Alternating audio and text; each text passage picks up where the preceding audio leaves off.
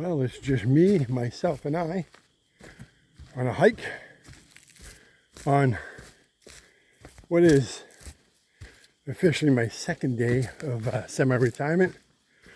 The first day was Labor Day, so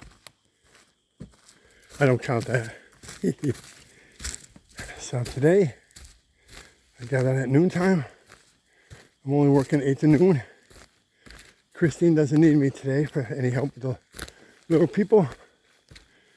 Yeah, so got home, saw my neighbor Don outside at his classic car, his Firebird. Went over and chatted with him for about an hour. Went in, ate a light lunch, and now I'm out hiking.